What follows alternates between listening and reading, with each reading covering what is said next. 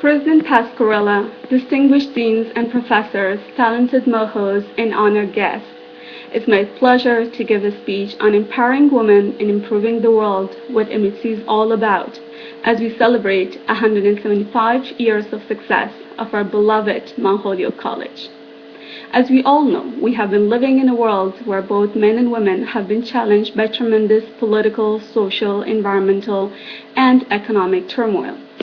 The escalating political tension in Middle East and South Asia, the growing impact of injustices due to issues of race, class, gender, and ethnicity, the increasing environmental degradation due to depletion of the resource of fresh water, and the worsening economic crisis in the last 40 years continue to hurt everyone across the globe.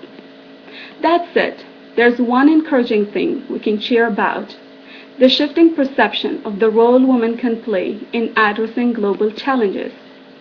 The overly used statement that women should be fully engaged in decision-making had remained just a theory until the Beijing Declaration on Women in 1995. Most important, it has been less than a decade since most world leaders for the first time agreed that it's crucial for women to actively participate in social, political, environmental, and economic arenas.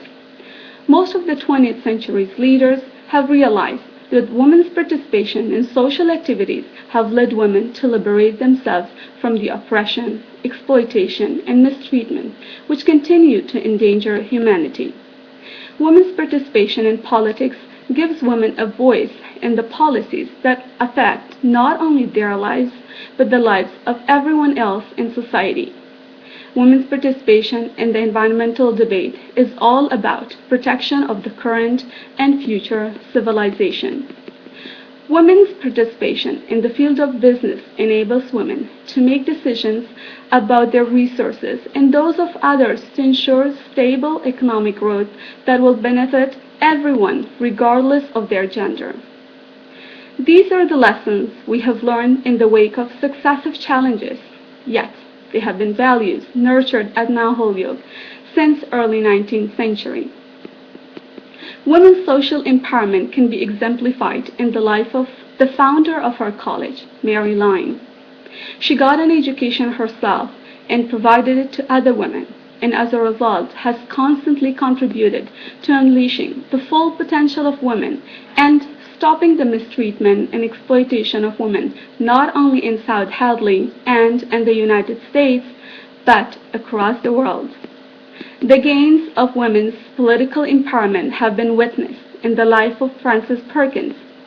The Social Security Act, drafted during President Roosevelt under Perkins, addresses financial needs of elderly, widows, single mothers, people with disabilities, and those who are unemployed. Dr. Katie Walter Anthony, class of 1998, who spends 5 months a year in Alaska, Siberia, and the Arctic Circle, searching for solutions to climate change, illustrates how women are committed to the safety of our planet. When women have power to make decisions, they typically make smart decisions. A perfect example is Anne Armstrong, class of 1893. As a businesswoman, she held several senior management positions and transformed the lives of several young men and women by becoming the first woman lecturer at Harvard University's and Dartmouth College schools of business.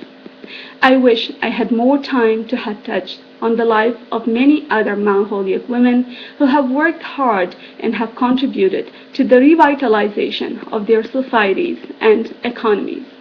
Yet, I intend to draw your attention to the commitment of a few of our recent Mount Holyoke graduates, my classmates.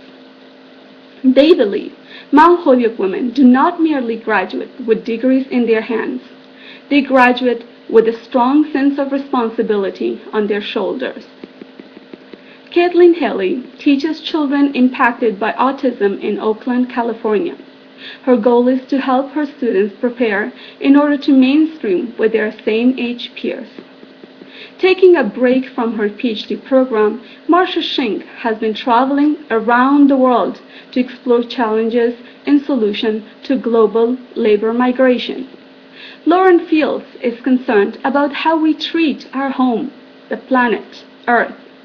While pursuing her PhD, She also takes time to address the impact of the fishing industry on Chilean sea bass in Antarctica in order to better understand the species before the population is critically endangered by overfishing.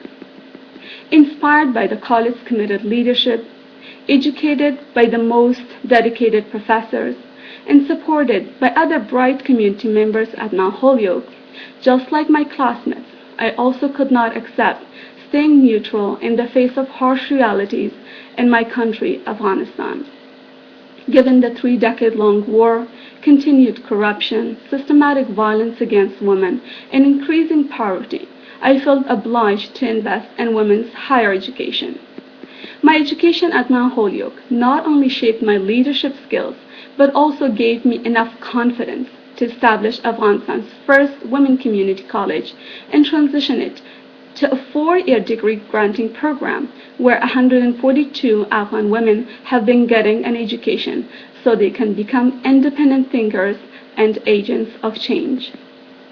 Finally, I assert that women who are dedicated and do not yet have access to quality education in their home states or countries should be encouraged to be part of this wonderful college.